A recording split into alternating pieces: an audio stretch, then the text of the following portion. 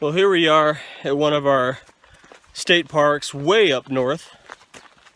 I got Cassandroid over there hauling the fishing rods and stuff.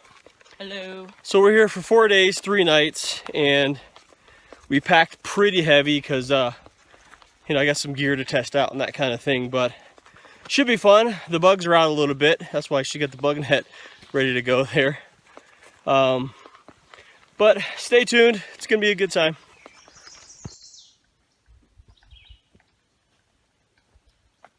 Hey guys, our Pelton 1 coming to you with a little bit of a trip video. Headed way up north here to northern Minnesota for the Memorial Weekend, and it's a fantastic day. When we first got here, a storm rolled in within 20 minutes, and we had to filter water real quick and set up an actual tent before the rain came, and it came in hard and came in fast. Here's a little bit of footage of it. Well, we just got to our site. It was a pretty good hike in here, carrying pretty heavy packs, but we were gonna come in and just take our time, set up a tarp and you get firewood and do all that fun stuff. But there's a storm system rolling in right there. Pretty bad. And they're calling for 30-mile-an-hour winds, 2-inch downpour. Like, all hell's pretty much gonna break loose. It's gonna be crazy. So I'm gonna call it quits on this. we set up the tent, and we're just gonna hunker in until it passes. So wish us luck. Oh boy, here it comes. The wind is picking up. It's gonna get hairy in here. Here's our camp for the next couple days. Here's our little tent for now. This place comes with a bear box, which is really nice. Had to filter a bunch of water so we make sure we don't get dehydrated. The temperature dropped about 5 degrees. Made sure there's no widowmakers up there, so we're good.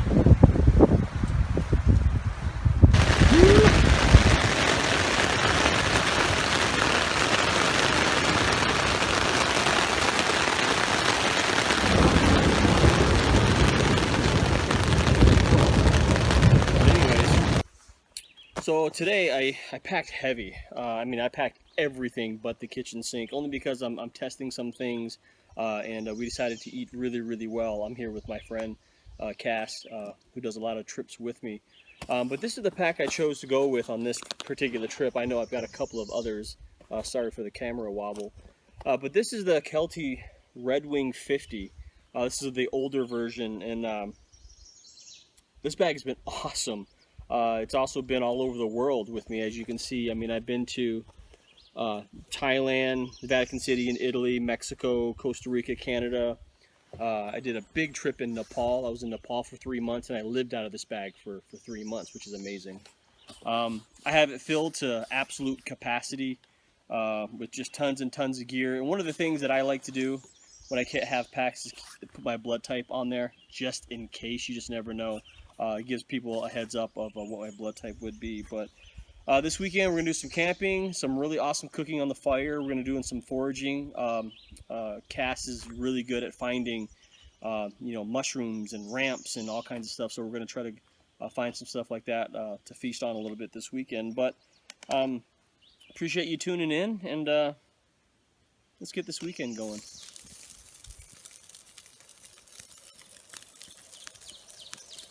Don't record me.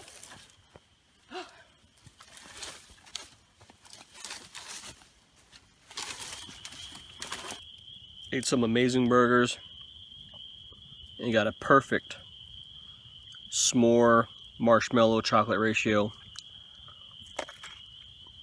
Mm.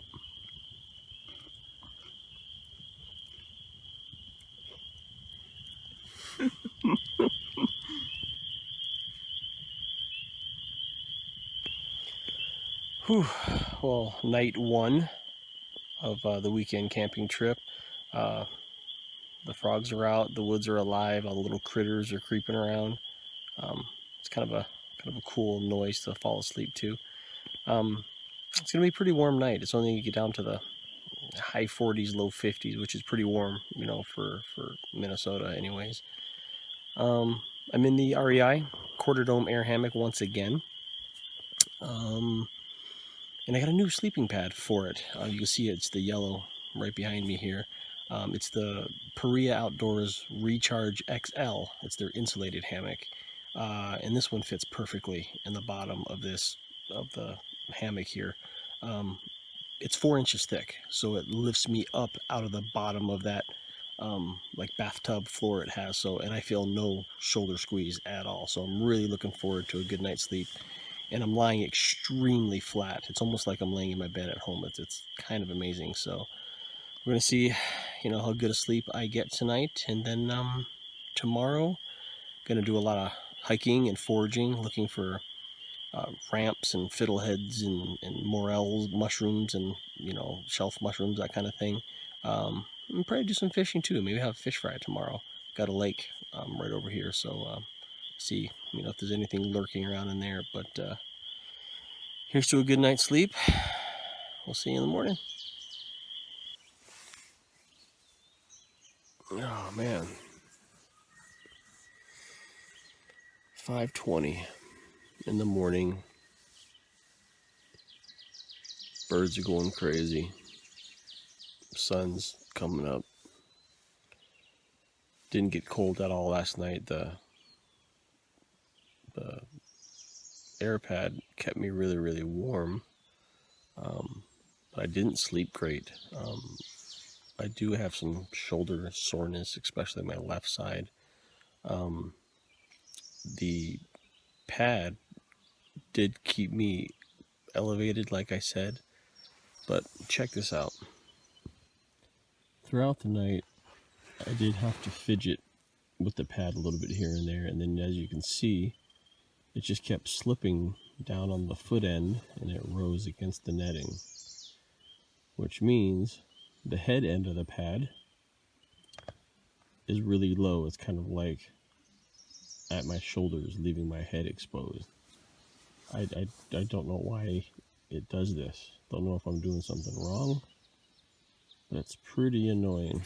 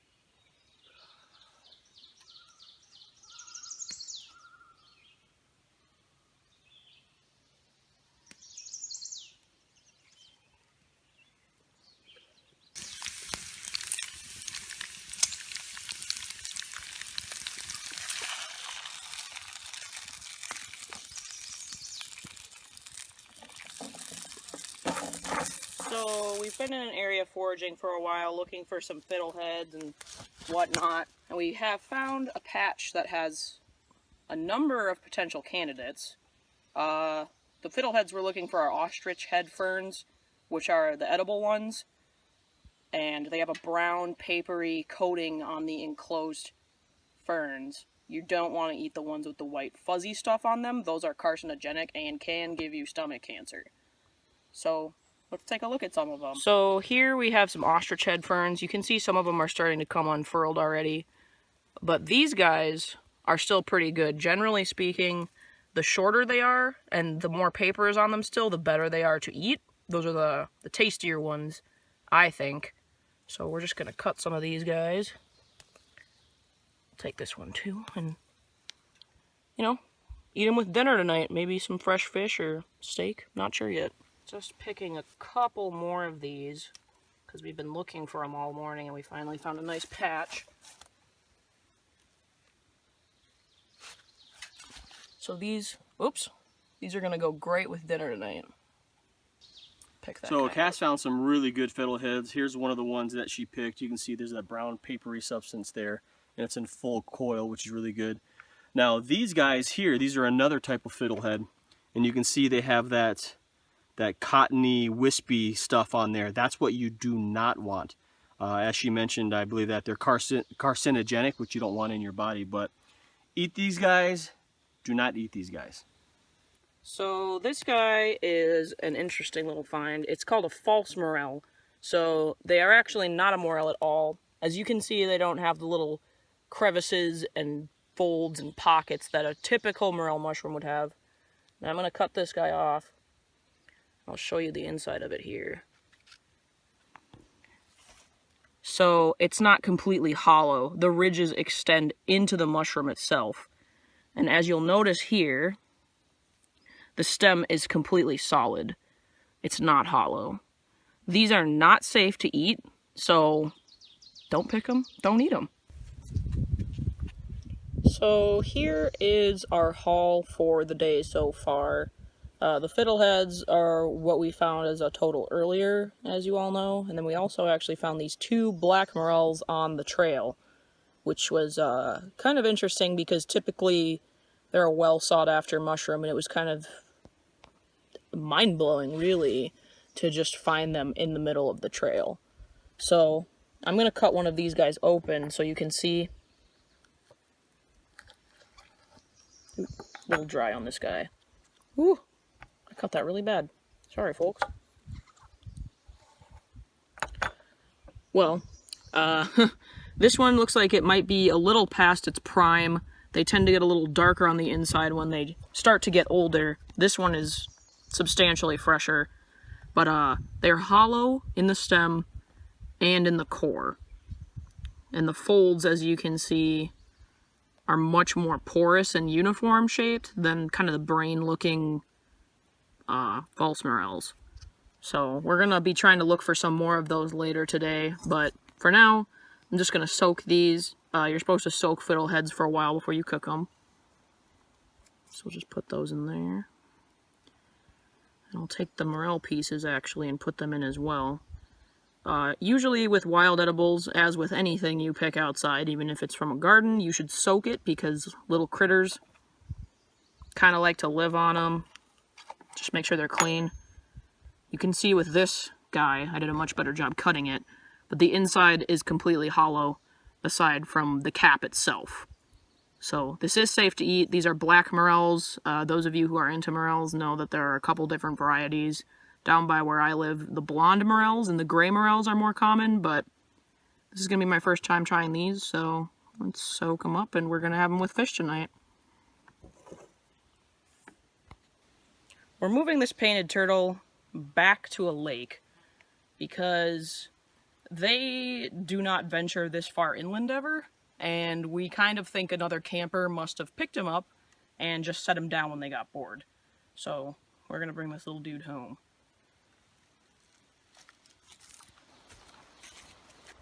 So here you can see, or maybe you can't, there are 4 different garter snakes here. And I'm guessing they've all just come out of hibernation since it just started warming up here. Pretty interesting.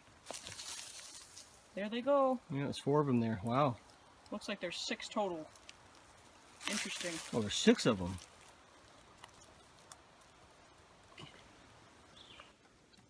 Well, after kind of an eventful morning of finding, all kinds of edibles and snakes and turtles and all kinds of stuff, we came back to camp, got a fire going, and we cooked one hell of a camp meal. Check this out. This is a Polish style dish. It's kielbasa and pierogies with onions, seasoning. Cass prepared all this stuff, and we cooked it in a cast iron skillet with a little bit of oil. But that right there,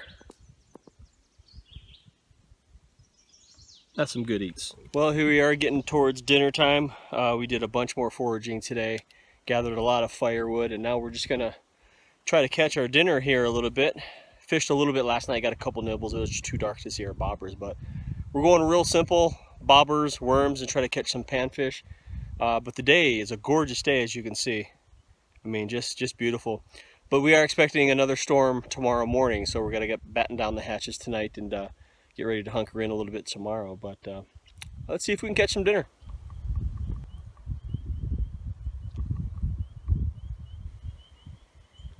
First catch of the First day. fish. The smallest perch on the planet. That'll make some good throwback material. Bait is more like it. Good job. Way to go. Thank you. Okay, so after that first night's sleep and having to deal with the sleeping pad not working out for me and therefore not giving me a good night's sleep again, I'm thinking about returning the REI hammock. I mean, I love the concept. I love the whole idea of hammock camping, bringing something super mobile with you up off the floor, you know, so you don't have to be down there with the critters and any wet ground or anything like that. But, you know, when you're out here doing this kind of thing, you know, making fires and grilling food and foraging, you know, you expend a lot of energy and you need to have a good night's sleep. And if I can't get that, then a sleep system like this isn't going to work for me. So I am now moved up to about 85% returning this thing. Not willing to give up on it just yet. And then on a side note as well, I know it does lay flat, much flatter than a gathered end hammock does. So when you're laying in it on your back, it feels super flat. But however, I'm a side/stomach sleeper, and when I did try to turn on my side and my stomach, that's where the pad sliding issues occurred, and also it doesn't lay as flat as you would think because you get a little bit of that bending in the waist there. That's not very comfortable when you're sleeping on your side. So I may go out on one more trip with it with a different pad. Maybe by that time they'll have an underquilt available for it. But yeah, if I end up returning it, hopefully they make some design features, and maybe next year's model will have those design features improvements. But only time will tell. So for tonight and the rest of the trip for this weekend, I'm going to be tenting it. So I'm not willing to give up yet. Hear the sizzle. How good is that going to be? Delicious. I mean that. Fresh off the cast iron skillet is our Cajun meal. We're going to prime it with a little bit of Northeast. Oh baby. Shrimp, andouille, corn, morels, onions, green pepper. What do you think?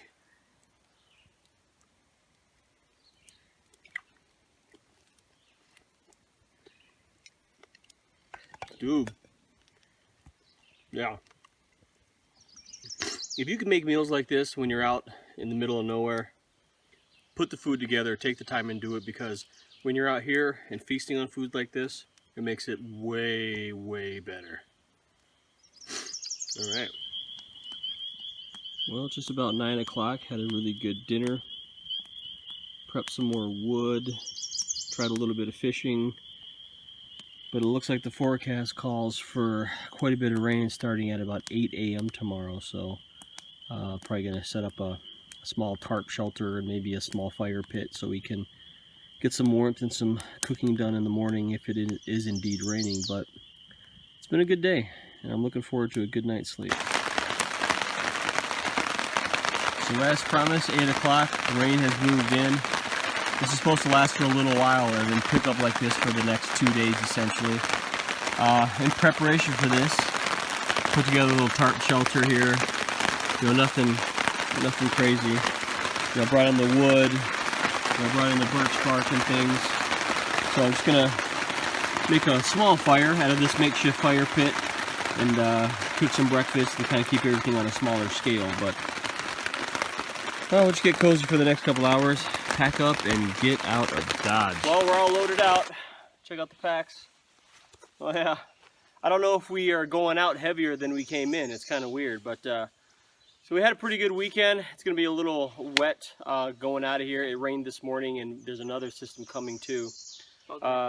Tried fishing for dinner. Only caught one perch through that back. Ended up eating that Cajun dinner, right? Yeah. Anyway, but it worked out pretty well. But short little weekend trip.